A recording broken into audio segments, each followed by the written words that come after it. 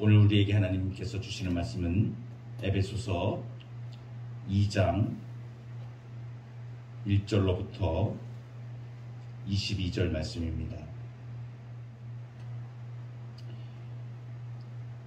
성도를 향한 하나님의 구원에 대하여 자세하게 풀어서 오늘 에베소서 2장에서 설명해주고 있습니다. 죽음에서 생명으로 옮겨진 것입니다. 그래서 오늘 2장 1절에 이렇게 선언합니다. 허물과 죄로 죽었던 너희를 살리셨도다. 누가 살리셨는가? 하나님께서 살리신 것입니다. 그런데 이제 답이 없는 인생, 비참한 인생, 과거의 인생이 어땠는가를 지금 2절부터 설명해 주고 있습니다. 한마디로 말하면 죄로 죽었던 과거의 삶입니다. 그래서 2절에 보면 그때에 이것은 아직 허물로 죽은 우리를 살리지 않으셨던 과거에 있었던 죄로 죽었던 상태를 지금 말해주고 있는데, 너희는 그 가운데서 행하여 이 세상 풍조를 따르고 공중의 권세 잡은 자를 따랐다. 지금 불순종의 아들들 가운데서 역사하는 그 사탄을 따랐다는 얘기입니다. 공중의 권세 잡은 자 하는 것은 사탄을 따라 살았던 이 삶을 말하는 것입니다. 허물과 죄 가운데 행한 삶의 그 과거에 우리가 구원받기 전의 모습에 대하여 잘 설명해 주고 있습니다. 한마디로 말하면 세상 풍조와 공중의 권세 잡은 자의 압제에 있었던 그 삶을 말하는 것입니다. 마귀의 자녀였던 것이죠. 그래서 그 행실이 어떻게 나타나냐면 3절에 보면 전에는 우리도 다 그 가운데서 우리 육체의 욕심을 따라 지냈다. 육체와 마음에 원하는 것을 하여 다른 이들과 같이 본질상 진노의 자녀였다. 멸망의 자식이었다는 말입니다. 죽음밖에 없었다는 것입니다. 이것은 뭐냐? 죄 때문입니다. 죄로 인하여 그렇게 되었던 것입니다. 죄 가운데 죽었던 과거의 삶입니다. 그러면 그와 대비하여 현재는 어떠한 삶인가?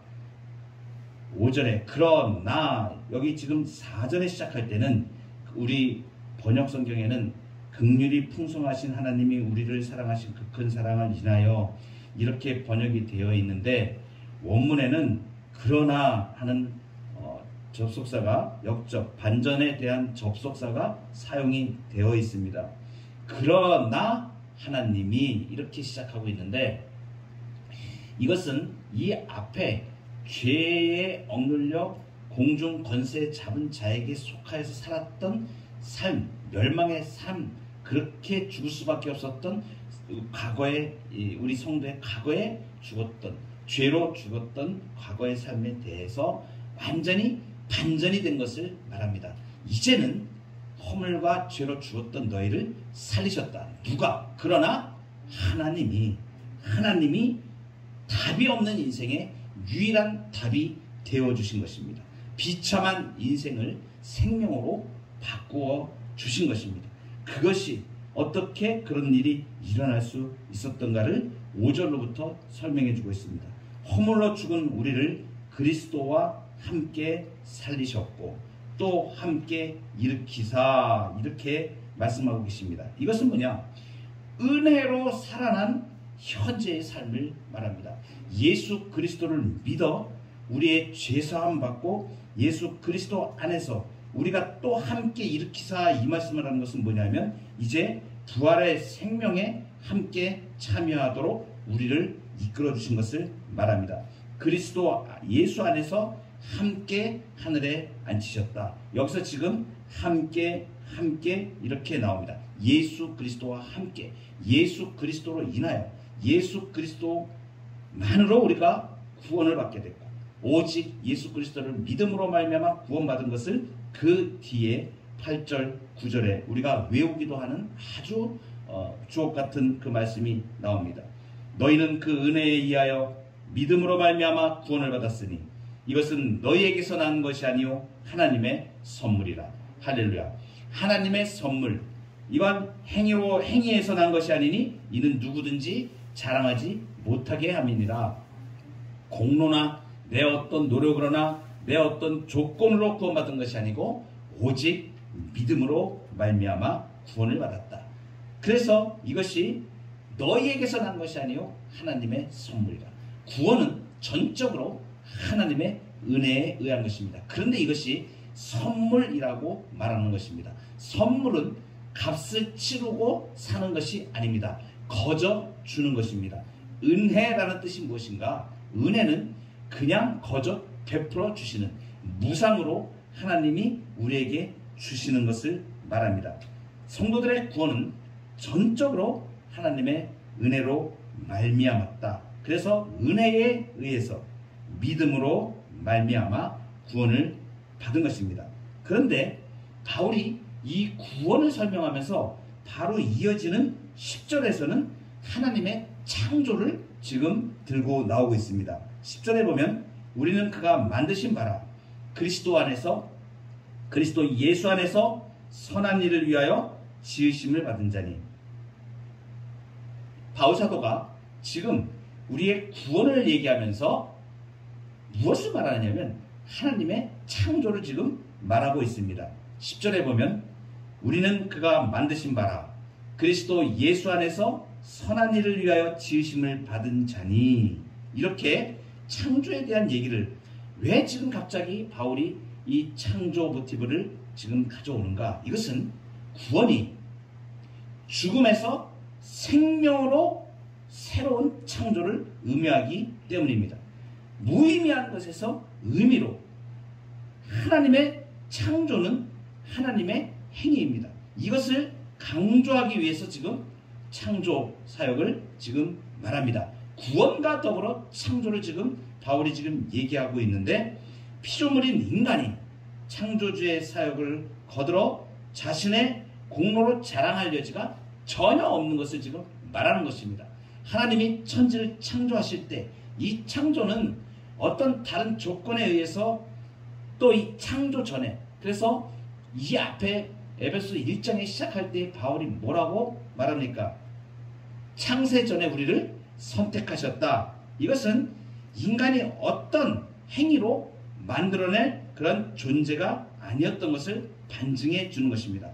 구원 전에 인간은 어떤 선한 행위도 만들 수 없는 완전히 타락해서 오직 구원만을 필요로 하는 상태였던 것을 말합니다. 그래서 허물과 죄로 죽었던, 이렇게 허물과 죄로 완전히 전적으로 죽은, 전적으로 부패하여 자신의 힘으로는 아무것도 할 수 없는 그러한 존재의 상태에서 하나님이 은혜로 거저 구원하여 주셨다는 사실을 말해주고 있는 것입니다.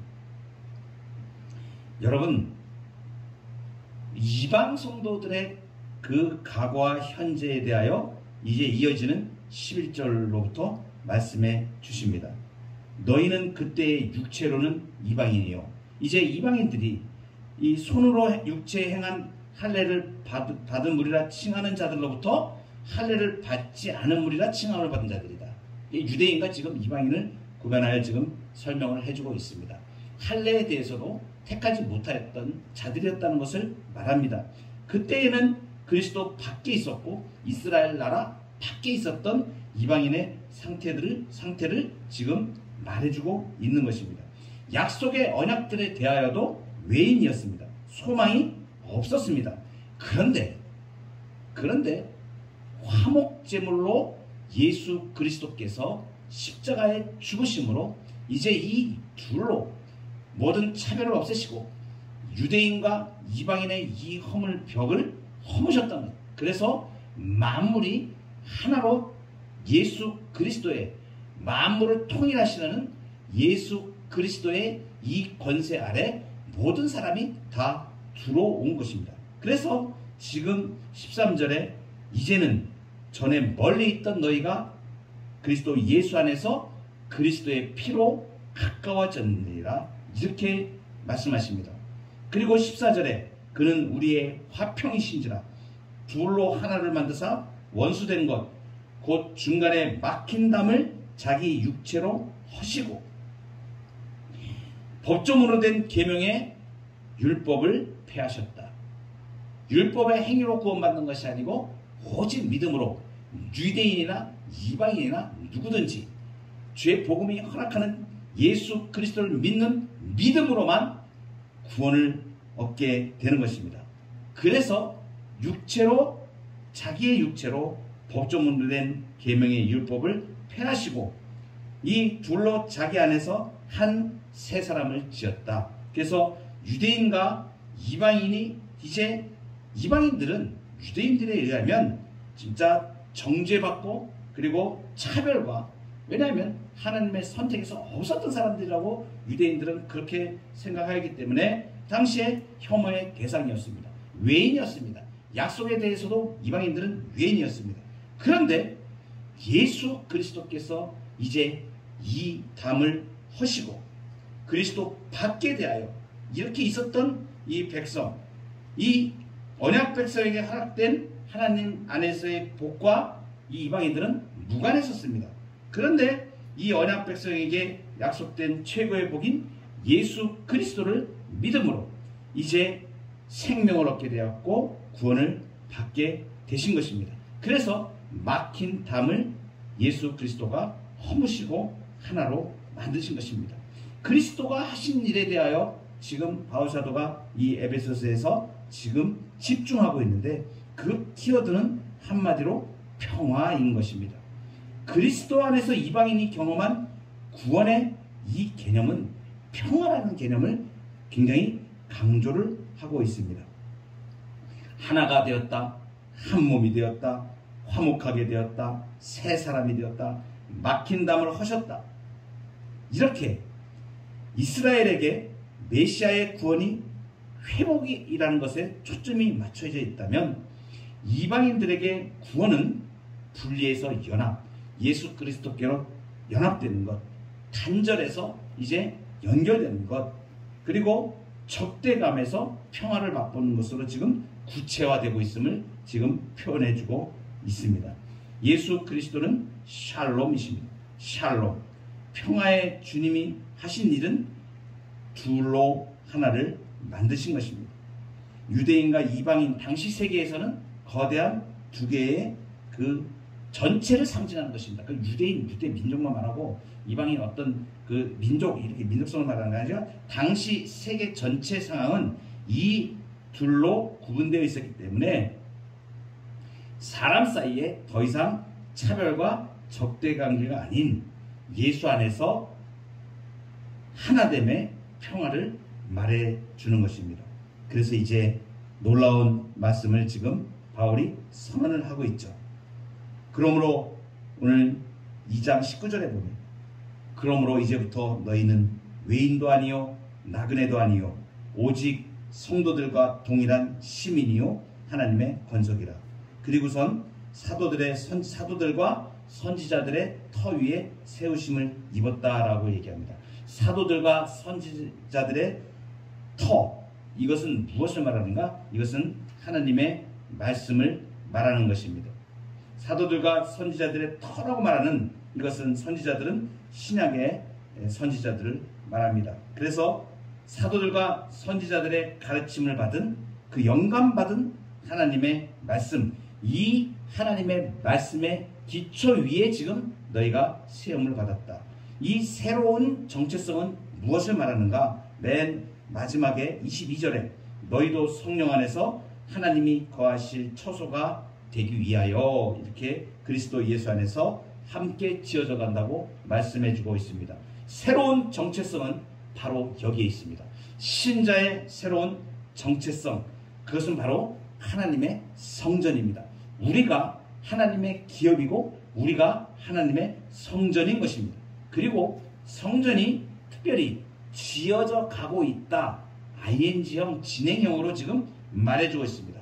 어떤 이미지를 사용하냐면 건물마다 이렇게 서로 연결되어서 건물마다 이렇게 연결되어서 세워지는 이러한 이미지를 지금 바울이 사용하고 있는데 이것은 이제 유대인이든 이방인이든 이 성도가 전체 세계 전체를 말하는 이 성도들이 이제 그리스도 예수 안에서 함께 연합되어져서 거룩한 하나님의 성전이 지금 되어져 가고 있는 것을 말해주고 있습니다. 예수 그리스도가 말씀의 터 위에 선지자들, 사도들과 선지자들, 그 말씀의 터 위에 친히 모퉁이 돌이 되셨다. 이 예수님이 기초, 완전히 예수님이 지금 이 교회의 기초가 되시고 머리가 되심을 지금 말해주고 있습니다. 모퉁이 돌입니다.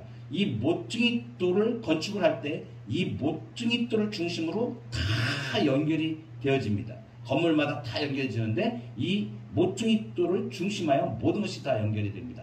예수 그리스도는 그래서 교회의 머리라고 말씀하시고 교회는 그리스도의 몸이라고 우리가 말하는 것입니다. 이제 뒤에 가면서 또 교회에 대하여 이 에베소서에서 많은 부분을 설명해 줄 것입니다. 죄와 허물로 죽었던 과거의 우리를 전부 예수 그리스도의 피로 우리를 구속하시고 살리시고 이제 함께 하늘에 앉힌 존재로 영원한 영생을 소유한 존재로 우리가 이 땅을 살아갈 수 있도록 이 구원을 허락하신 너희가 그 은혜로 말미암아 믿음으로 말미암아 구원을 받았나니 이것이 너희에게서 난 것이 아니요 하나님의 선물이라. 행위에서 난 것이 아니니 이는 누구든지 자랑하지 못하게 함이니라. 하나님의 은혜, 거저받은 구원, 이 놀라운 구원을 우리가 이제 현재의 삶에서 은혜로 받은 것입니다. 이 구원을 간직하고 믿음 가운데 주 예수 그리스도 안에 함께 지어져가는 거룩한 성전으로 이 땅을 살아가는 저와 여러분 되기를 주의 이름으로 축복합니다. 기도하시겠습니다.